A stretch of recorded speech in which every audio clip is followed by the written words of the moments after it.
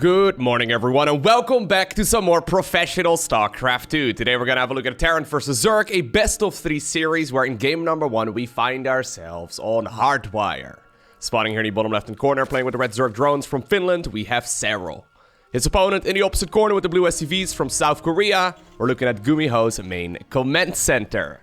Now, there's a good reason why in Terran vs. Zerg, pretty much all the top-level Terran players, they all play a biological-based unit composition. They pretty much all go for that marine medevac-based army, usually with either siege tanks or, for example, widow mines, eventually into marauders, then ghosts and all that. Opposed to, for example, the mechanical-based army, where you focus a lot on siege tanks, cyclones, Thors, Hellions, Hellbats, that sort of thing, right? Now, I know that in this particular series, I haven't seen the games yet, but I heard at the very least that GuMiho decides to play a bunch of Mech. And this is what he's been doing for years. I mean, obviously he went to the military, recently came back. He really was the guy, though, who started the Mech trend, I would say about maybe like 5 years or so ago. He was playing Mech long before it was cool. Now, the problem is that the top-level Zerg players, they don't really seem to die to Mech ever. So that's why I decided, you know what, let's have a look at this particular series, because this is, you know, this is Serral we're talking about. When it comes to stock standard Zerg players who just don't die to stupid stuff, it's pretty much always going to be the finisher, right? So I'm excited to find out exactly what ended up going down between these two. Serral apparently opening up with a spawning pool first. Serral, of course, well aware of the fact that GuMiho is a bit of a trickster. Definitely not afraid to mix it up. I've not seen too many Terran vs. Zerg games, actually, of GuMiho ever since he came back from the military. Actually, I casted that one absolute banger of a... what was that? Oh, it was against Vanya. Against Vanya on Romanticide. I'll go ahead and post a link to that video down below the description of this one, so you can go check it out after this video wraps up. Anyways, that was an absolute banger of Terran vs. Zerg. A really fun match. But that may be not the best example of what GuMiho usually plays. I mean, I say usually. GuMiho usually mixes it up every single game that he plays. He doesn't really go for the same strategy multiple times. So we'll see. We'll find out. Anyways, pool first right here from Serral. Couple of advantages, of course. First off, you can deal a little bit of damage on the other side of the map if you're lucky. But secondly, once again, it is one of those moves that if your opponent, for example, decides to go, I don't know, for a proxy barracks on the other side of the map, having that link speed out nice and early, having those Zerglings out on the map nice and early as well, super, super useful. Wouldn't be surprised at all if that's going to be the approach right here from Serral, though. Just to be basically as safe as possible to not really, take a whole lot of risks. Alrighty, so far things are looking pretty normal.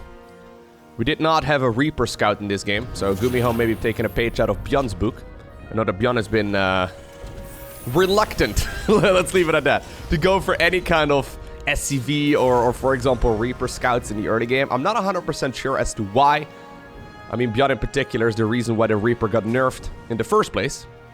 Anyways, link speed is already done. Even Overlord speed is coming up right now for Serral, so he really needs to know exactly what's going on. And this is what I mean. When you don't go for, like, a Reaper Scout and you just get caught off guard, but 3 SCVs is very significant. That's like 10% of GuMiho's economy at this stage in the game. Not bad whatsoever. Now, obviously, Serral here did invest into a later hatchery, and he also did invest into the Overlord speed, so he's going to be able to scout out exactly what the opponent is going for. Those all are pretty expensive decisions to make, so I think it sort of evens things up. Actually, he's already got an OV right here in the main base. I think that's the one that went all the way around. Either way, at this point, the 1-1-1 has been scouted. No tech labs anywhere. So it does mean... Ooh, there's a fusion core coming up. Wait, Guri, are you kidding me? You just saw your opponent with fast overlords, and you decide to pop down a fusion core? I mean, this OV over here, it's almost like... Yeah, it's just gonna... it's just gonna scout it. It's almost falling away right there against the red background. Alright, Serral flies in here. Sees everything that the opponent has got in store.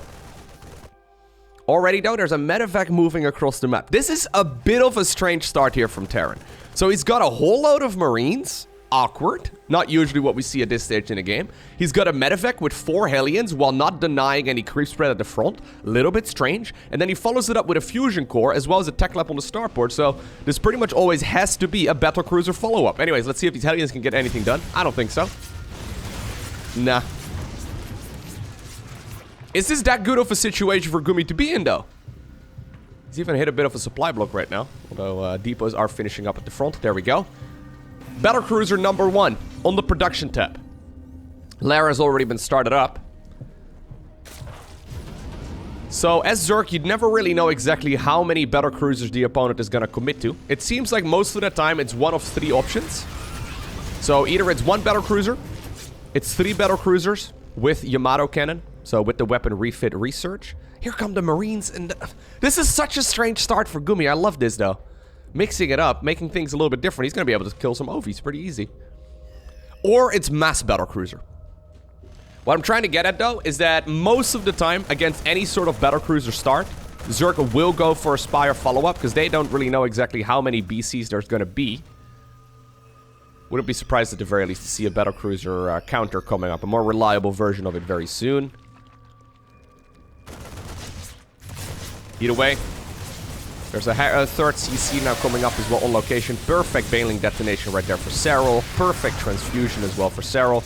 A lot of this is softening up the units ever so slightly, though. A couple of Zerglings apparently ran into the natural. This is softening up the Queens and obviously also getting rid of some of that energy. Where's the battlecruiser? I was gonna say, did it already teleport across? It is gonna teleport straight towards the main base of the Zerg. Queen's obviously still busy with those Hellbats, and that means that the BC can start dealing some damage here. How many drones can it get? Quite a few, actually. This is working out way better than I thought. Serral forced to split up his queens here.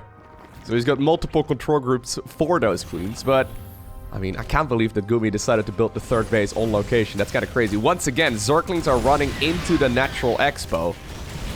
Good control right there by GuMiho. Plugging those Hellions between the mineral patches there.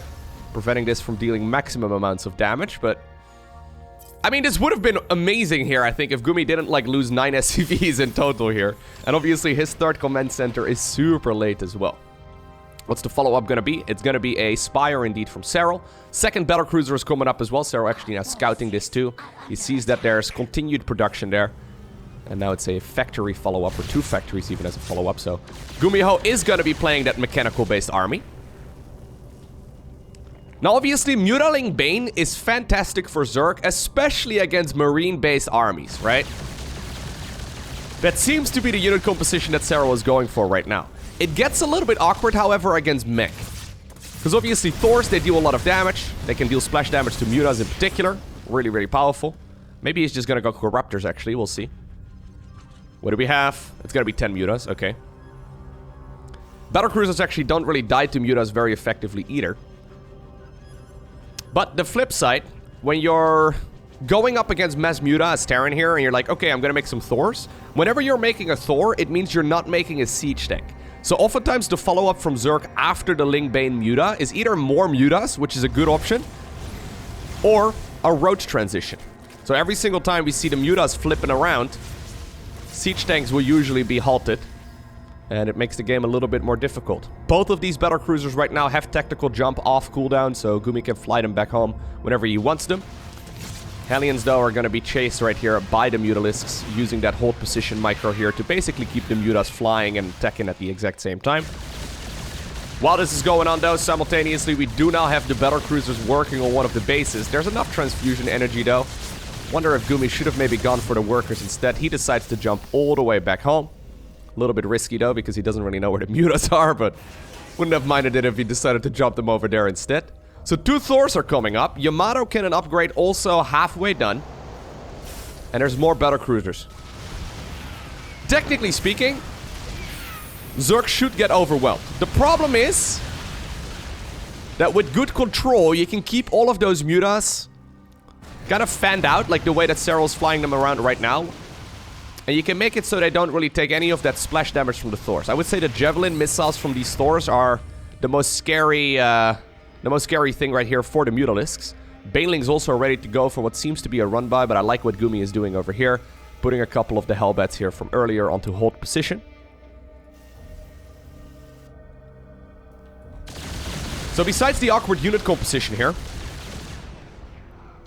Terran also can't really do a whole lot of counter-attack damage.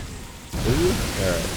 Can't really do that much counter-attack damage here either. I mean, you can kind of fly around the map with the battlecruisers and you know, get some work done while tactical jump is off cooldown, so you can actually teleport back home when you need it to. But Zerg usually will hold down the drone button against his mech-based armies. Look at that. Serral is gonna go up over 90 workers here very soon, meaning that, yes, even though these traits are not very efficient, I'm still not 100% sure that I like it right here for Gumi. Decides to use some Yamato cannons here to get rid of some of those mutas. One of the battle cruisers ended up going down as well. And apparently a couple of banelings over here also tried to get some work done. Only 2 SCVs this time around. But it always feels whenever someone plays mech that they're up with their back against the wall. And even though they're going to be able to go for that death ball-ish type of army, it's very scary. So there's a technique that you can use on the mutalisks called magic boxing. I would explain it more in depth, but I wonder if it's going to be possible while we're in the middle of a game. But essentially what it comes down to is that if you imagine these mutas flying around in a box, right? So imagine like a line drawn outside of all of the mutalisks. That would be the box itself. When you click inside of the box, the mutas clump up. As long as you keep clicking outside the box, however, you can make it so they keep spread out. Now, what Serral is very good at is that he keeps the mutas in one big clump when he tries to go for harassment, but he's very good as well at keeping them fanned out to minimize the damage from the Thors. Thors have a lot of range, so they can definitely get some work done, but they're also very slow, so they need to be in the right location. 3 more Thors are coming up. We are still at like 0 siege tanks. We're gonna go up to 8 Thors here very soon. Oh, there's the Javelin missiles. Okay. That's what I'm talking about, but the Thor's derping out over there. Zerglings? Oh, actually, no, these are Roaches already. Roaches are coming up. Going after a couple of the Thors that are out on the map. Now, these Roaches are not particularly well upgraded. Battle Cruiser's actually still getting some work done over here as well. Thor, on the right side of the map, also gets magic boxed, right? So the mutas are really nicely spread out. I think at this point, the Thor's maybe in a little bit more trouble. Good control right there, once again, by Serral. I actually thought that those Roaches would get more work done than they did.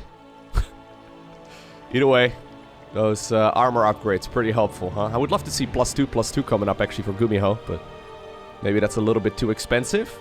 He's lost a lot of workers, by the way. My god, look at this now. Income-wise, he's gonna be totally fine. Once these mules start returning their cargo, that mineral count income will be super high. It's just that these mutas make me a little bit anxious as well, because I can 100% imagine like 2 mutas shooting, or sorry, 2 Thors shooting at the mutas twice, and then everything sort of pops. That's usually what ends up happening in my games. Either way, Serral decides to pile on the pressure a little bit more. Gets a couple of the units once again. Battle Cruisers teleport on over in this direction. This time around, they do have that Roach speed upgrade as well, it seems, which makes them quite a bit better because they can dive on top of a lot of these things.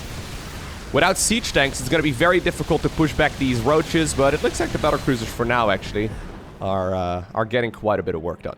Infestors are being added into the mix as well. Neural Parasite is even coming up here too for Serral, so that means he can temporarily take control of some of the units that he decides to target fire down. For example, the Battle Cruiser. For example, the Thor. Will be pretty good if those switch sides. Will be pretty good for the Zerg player anyways. While this is all going on though, GuMiho has managed to secure 4 bases comfortably. And despite the fact that the traits so far have been pretty terrible for him, he's going to be able to make a pretty large army here. Now, I'm a little concerned about the fact that he's not getting additional armory upgrades, because Serral is upgrading. Serral is getting a better unit composition, and GuMiho's army is starting to lose a little bit of steam here. If he decides to go for an all-out assault, that could obviously work, but the creep spread is decent enough, and it's going to give Serral quite the head start here when it comes to building an army. As a matter of fact, actually, he's already maxed out. Look at this, 4 Thors inside of planes. These are here to snipe the mutas, but at this point, there's already been a switch away from mutas. Corruptors are added into the mix here instead. One of the Corruptors. Okay, target fires down one of the medevacs that had a Thor in it. There's the Neural Parasites right there. Look at that. The Thors right now are gunning down the Battle Cruisers together with the Corruptors. This is absolutely terrible right here for the Terran player, and GG is cool. Serral absolutely smashed GuMiho here in game number 1. Alrighty. What do we do in game number 2, Gumi? What's the plan? Because honestly, I liked a lot what you were doing in game number 1. I'm a huge fan. The problem is that it doesn't really seem to win games against the best players in the world. Like, it wins against most people out there, but the top dogs that just kind of look at it and like, hey, that's, you know, that looks mighty juicy. Let me make the unit that your units are supposed to counter, right? Let me make the Mutalisks. You're supposed to be able to counter those pretty comfortably, but what if I just fly around you and never really allow you a whole lot of economy, and then eventually I slap you in the face with your own units? Oh, anyways, so let's see if Gumi decides to mix it up. I mean, Gumi doesn't really like to play the same build order multiple times in a series, it seems. He always mixes it up from game to game. Once again, Serral goes for the pool first. Even on Glittering Ashes. Glittering Ashes, absolutely massive. I guess that also simultaneously gives a lot of options for the Terran player to hide structures on the other side of the map, and GuMiho definitely is not shy to do so. So maybe that's why Serral just... maybe this is his new standard, I don't know. One thing, I suppose. Serral has pretty much always been going for the hedge gas pool, so you go hedge first, into a gas geyser, into a spawning pool. And it leaves you susceptible to early game cheeses every once in a while. It's not commonly done. However, if you mix in a pool first, every once in a while, future opponents know that you're probably, you know, at the very least familiar, or you are at the very least comfortable playing that pool first style. You're at the very least familiar with it. They might decide not to go for any kind of cheeses against you just because they know you've mixed it in the past, if that makes any sense. So maybe there's more thought to this pool first than just this particular match right here against GuMiho. Either way, 6 Zerglings running across the map at the 2-minute mark. It's gonna take them a little while before they actually manage to get across, but should be okay. Once again, just straight up into a Marine. You gotta be careful, dude. If you decide to go after the Overlord, Jimmy over here is gonna die. Overlord, though, is heading on over to the pillar over here. So, no SCV Scout, no Reaper Scout. 2 Marines, but they're currently split up. Is he gonna lift the CC to try and kill it? I mean, these Marines have to be very cautious, okay. I mean, Zerglings here are gonna have a grand old time. They have to usually micro in the direction of the ramp. Okay, a couple of SCVs are pulled as well. 3rd Marine is now joined. So eventually these links are gonna be picked off, but a little bit of lost mining time here. No kills at all, though, for Serral. A little bit sloppy from him to lose 4 of those Zerglings. Alright. Eh? Where are we going? Oh, we're lifting up the barracks to kill the Overlord? Gumi, this is not worth it, man. So he made 4 Marines. And now, like, the problem is, he's not gonna have, like, a reactor or a tech lab anytime soon. I mean, he's making a tech lab on the factory. But it means that there's not gonna be any Hellion production.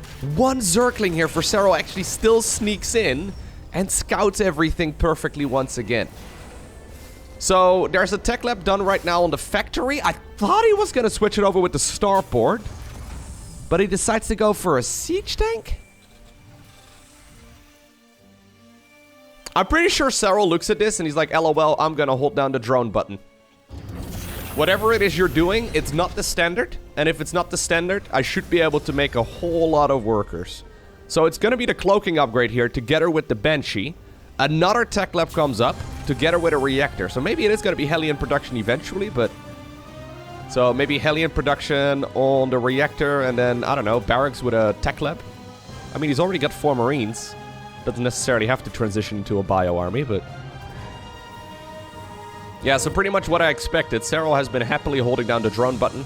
Going into the 3rd base right now as well. Getting a couple of Zerglings here for safety. Going into a safety bailing nest as well at the 4-minute mark. This is all just indications that Serral was like, I don't know what the hell you're doing, but... feeling pretty good against everything, it's fine. So this is what seems to be, for the most part at least, a Hellion-less opener. So no, it's actually a barracks on that reactor. Did he just switch? He just built a reactor on the he built a reactor on the barracks, a tech lab on the factory, then he switched the reactor only to go for another barracks over there, and then the factory over here is making another reactor, so this barracks and all. So it's an ever so slightly faster Stimpack upgrade, but he's gonna be able to pump out a ton more Marines than what you usually can.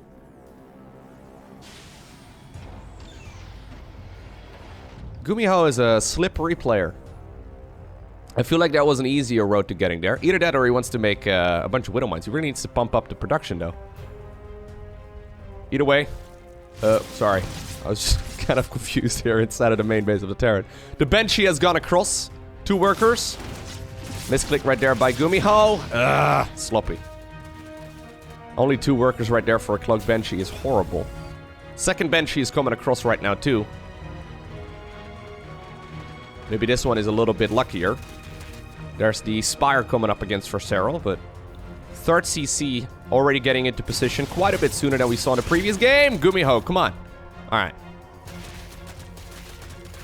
1-1 coming up as well for the Terran player. Stimpec is done. I guess he's going to go into combat shield. He is pumping out a ton of units at this point, though. So we're going up to 5 reactors with 1 tech lab. And then 2 more barracks as well. Okay. GuMiho is going to get one hell of a lot of units out.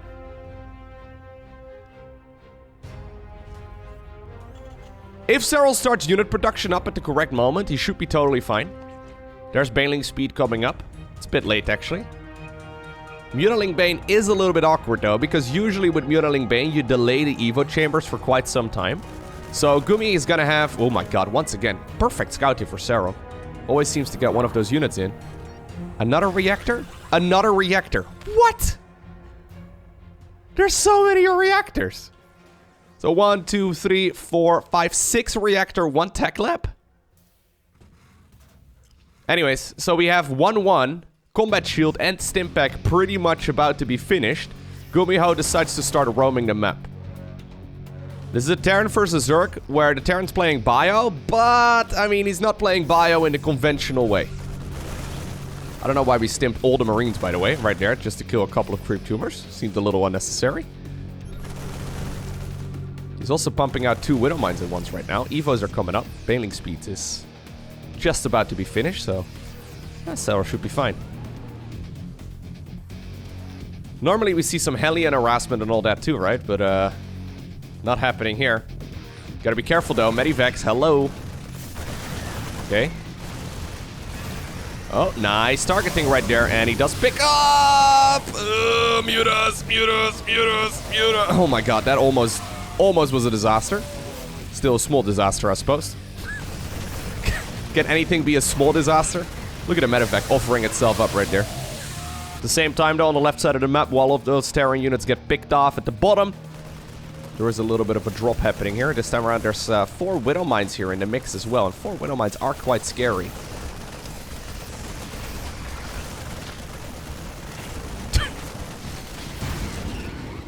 GuMiho is playing bio in the strangest way possible. And I'm a little concerned. Serral practices against, like, guys... Oh, perfect micro there by Serral. Serral practices against guys like, for example, Clem, right? And I would... Yeah, I mean, I don't want to be a jerk about it, but I would go as far as to say that Clem is quite a bit better at playing bio.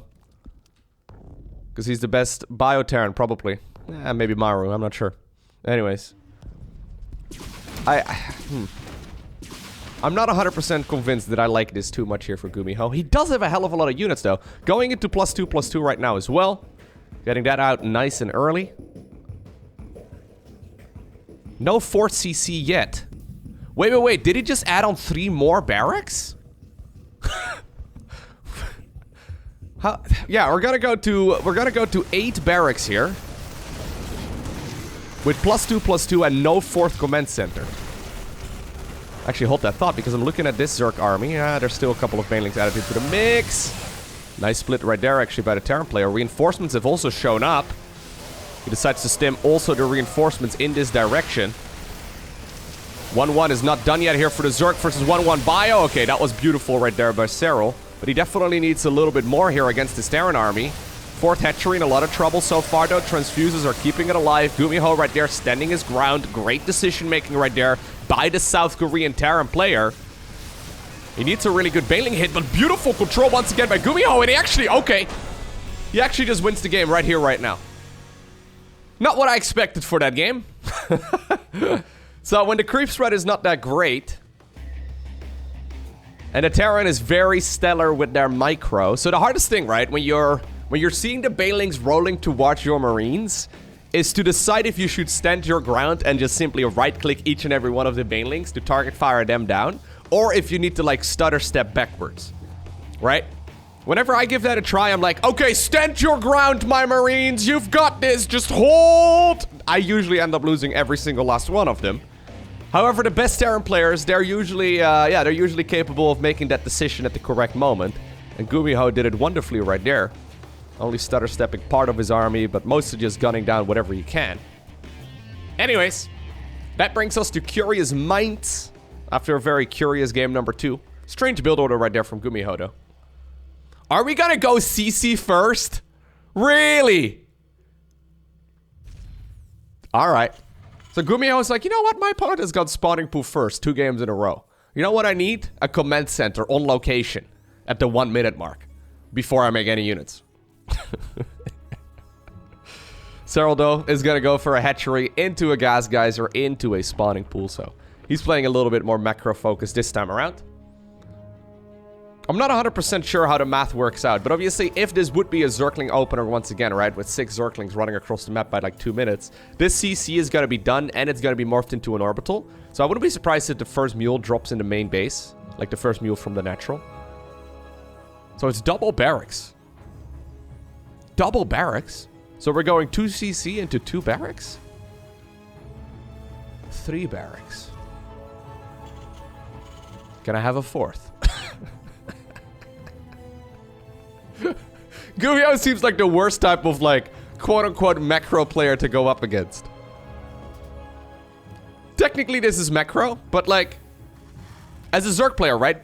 Every single moment that goes by, you always have to decide, okay, do I want to make drones or do I want to make units? Do I want to make drones or do I want to make units? And against the so-called standard, Zerg players know exactly, okay, I can make this many drones before I have to start making units, right? And they're very comfortable with that. Against GuMiho, though, I don't know. I'm pretty sure that a lot of the builds he's playing are, technically speaking, inferior. So they will, you know, attack at the same time with less units than with a optimized version of the build. But obviously, if in the meantime you throw your opponent for a loop, right? And your opponent isn't entirely sure what you're going for. They will probably make more mistakes and maybe delay themselves by like half a minute while you've only delayed yourself by like 10 seconds, if that makes any sense. It kind of feels like that a little bit, where GuMiho is purposely playing strategies. Like, he's perfectly capable, obviously, of playing the good old standard, because the only reason why he plays like this is because he's familiar with the standard and he knows, you know, how to exploit it. Anyways, look at this. So there's Stimpack coming up at the 3-minute mark. Very quick Stimpack. No reactors yet, though. Supply block right over here. No reactors? Okay, I'm not sure. This looks more of a, this looks more like a Terran versus Protoss build than a Terran versus Zerg build. What are we doing? What are we doing? Okay, so where did the other guys go? Okay, we did build a factory, fair enough. We're just doing a little bit of jumping around with the barracks. This one was like, hey, my friend lifted up, so I want to lift up too, and he lifted too. I guess he wanted to make double sure that he had the wall set up over here. Reactor is coming up, though, eventually. Serral going for a much quicker bailing nest this time around. 3.5 minutes or so on this one. Scouting around right now with a perfect OV once again. Ay. These OV scouts are kind of hot. As a Zerg player, at the very least, I look at that, I'm like, that's pretty hot. Yeah. Comes in at the perfect moment every time. Scouts everything perfectly every time as well. And even though the Overlord died right there, it saw everything it needed to. Now, normally, when we see a Marine pressure early on into the game, it's what we call a 2-1-1. So, 2 barracks, 1 factory, 1 starport. Usually, it hits at about 5 minutes and 10 seconds with 16 Marines, 2 medevacs, and Stimpack. This time around, we are at the 4.5 minute mark, and there's already 15 Marines out. And he's pumping out quite a few more. Obviously, the medevacs are going to be a little bit later, but this is going to be one hell of an army. I don't even know if it's a timing attack, to be honest. He's just moving with the Marines by themselves? Oh, wow. All right. If this would have just been a lot of Zerglings, if there would be 30 Zerglings out at this point in the game, these Marines would just be dead, and this push would look really, really foolish. Are they just gonna walk back home?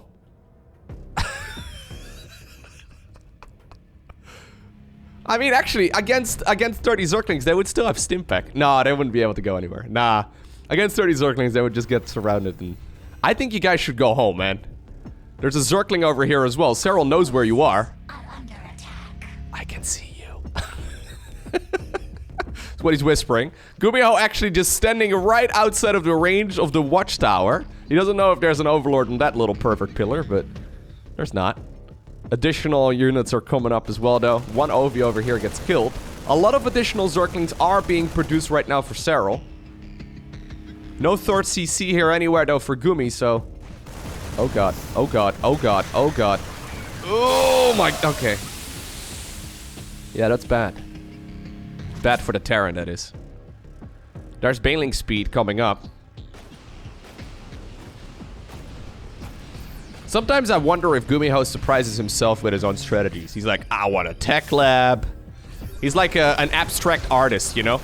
He's just got a canvas, and he's got some paint, and he's got no idea what he's gonna end up with in that particular game. He's like, I wanna have a little bit of a tech lab here, let me get a reactor there, let me make half of a wall off, and then, you know, make some NG base. What do we have? Okay, well, I guess I'll send it to the other side of the map. Kind of feels like that a little. Pretty sure I'm wrong, though. Serral doing Serral things, by the way, playing stock standard. Delaying his stuff a little bit as well. 4 medevacs inside of the main base is actually quite a lot. There's 50 Zerglings out, though. 32 Marines. It's a lot of Marines. 1 siege tank also over here. Are we just gonna... Yep, we're just gonna leave. Alright.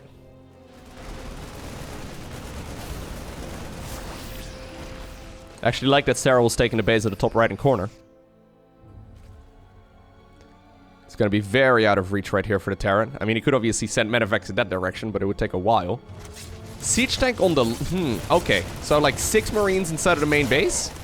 Yeah, I think the Queens are, gonna be okay, dude. There's some additional medevacs coming up. What a dangerous Terran player. Got a lot of money in the bank, though. Third CC is incredibly late. Bailing speed at this point is done. 1 siege tank goes down. Queen's desperately trying to get as much work done here as possible as well. 1-1 is just about to finish up, though, for this Zerg, and it's going to make the Lings and the Banes significantly better. And GuMiho hasn't really done a whole lot of damage yet, right? Like, yes, it's been kind of scary, I suppose, and, you know, here we go. Zerg finally decides to collapse on top of his army. Terran decides to pick up. Okay, no, never mind. I thought the siege tank wasn't going to be able to go out. Yeah, Serral just collapsed on an army, and now we're talking 2-base Terran versus 3-base Zerg. Or, well, I guess 4-hatch Zerg. Decides to go into +2/+2 as well. I almost feel like Serral could try and roll up the ramp here, but it's maybe a bit much. I was thinking maybe a bailing bust through the supply depots. There's only 3 siege tanks. There's no way this 3rd base is gonna happen. No way.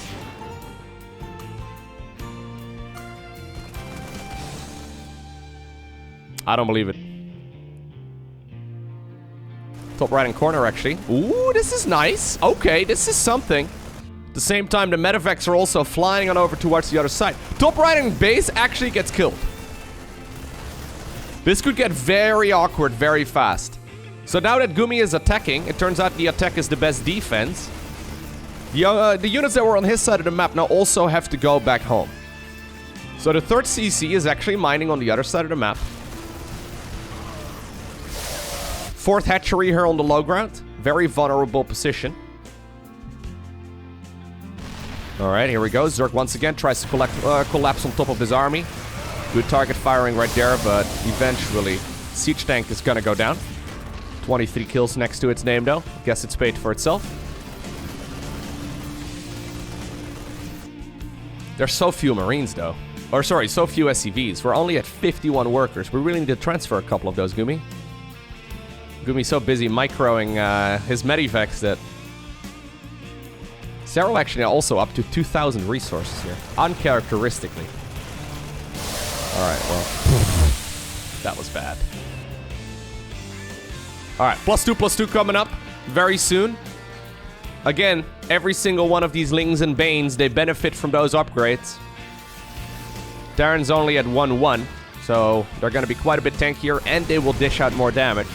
In these very scrappy, strange engagements, it makes a huge difference.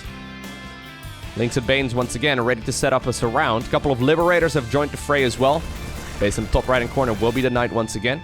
Serral did now secure this base with 69 workers in total, so that's pretty nice. He's just allowed the Terran to have a third. Got a feeling, though, that this Zerg army is just once again gonna collapse on top of this right now with +2/+2 finishing up. Serral is coming in from as many angles as possible right here on Curious Mind. Absolutely shuts down the army that's set up in the middle of the map. GuMiho, though, supply-wise, still looking mighty fine. Managed to evacuate some of those units out of there, but I've got a feeling the third base is in a little bit of trouble, right? GuMiho doesn't have a whole lot of units there ready for the defense. 15 SCVs. And Serral decides to run. Alright. GuMiho did save the majority of his army there. He's actually still got 66 Marines out. Hive is done for Serral, though, so he's going 3-3, Adrenal Glands, a couple of Vipers, whereas Gumi is still stuck on early game tech. But then a couple of Liberators as well, which is very strange. This is definitely the strangest Terran play I've seen in a while. And it's kind of working, because supply-wise, GuMiho is looking mighty fine. That being said, he's on creep against someone with much better, stronger units than him. Numbers are nice and all. Still somehow making it work, though. Army-wise, we're at 70 plus for the Terran versus 40 plus for the Zerg. A couple of links for the counterattack, trying to get some work done. Okay. Isn't it cool how, like, after 11 years of professional StarCraft 2, new build orders can still be figured out? Even though they seemingly don't make as much sense as they should, one Viper goes down. GuMiho is making this an extremely scrappy game. I'm just looking at the overall state of it, and there's no mining at the third base. GuMiho is finally transferring some of those workers. He's got 16 or 18 out of 8 right now in the NAT. Gonna have a look at the units lost. Yeah, so in this very scrappy game, Zerg has lost like 4,000 more resources than his opponent. But it's soon gonna be 3-3, Zergling, Baneling, together with maybe even some Ultralisks, against 1-1 Bio. There's no way Terran can win that, right? +2/+2 finally starts up here for GuMiho. GuMiho at 39 SCVs, not really making any new ones either. Just sticks around on more Marines.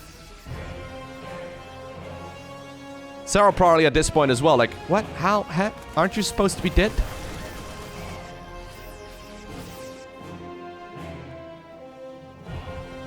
Objectively right now, though, this game is 100% a win. In my mind, for the Zerg. But I like to be proven wrong. I mean, we're talking 1, 2, 3. We're talking 5 hatch for the Zerg player. With Hive Tech. Versus, well, I guess now 3 bases, but really, like, yeah, these are not even really mining. It's like less than that as far as economy goes for the Terran player. That is just at 1-1. Ultras are coming up. Ultra's usually a bit of a meme unit. Oh my god, he might actually have to kill the Ultra cover. Ultra's usually a little bit awkward. But against Mass Marine, they're extremely good. The reason why Marines can be a little bit awkward, or sorry, Ultras can be a little bit awkward, is because they get countered by Liberators, by, well, Siege Tanks, Thors, Widow Mines even are pretty decent against them. Marauders are pretty good. They're pretty bad against everything Terran has. But against, well, look at that. Now it's Liberator, Siege Tank, Marauder production here for Gumi. Against a mostly Marine-based army, Ultras absolutely shred. Chitinous Plating is also done here. So this is gonna be like, what, 7 armor Ultralisks versus, what, 4 damaged Marines?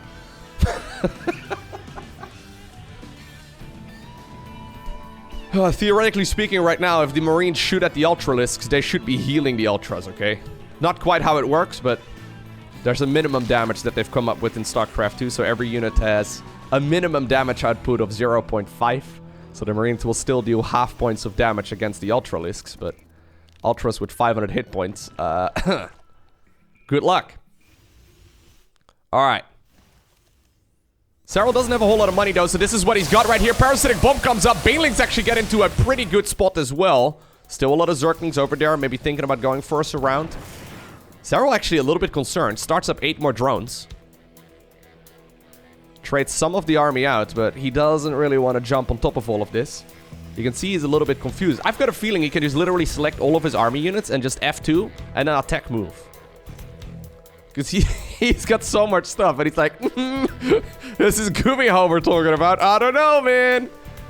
Looks to me like he's making another command center, so he must be doing mighty fine as far as the supply count goes.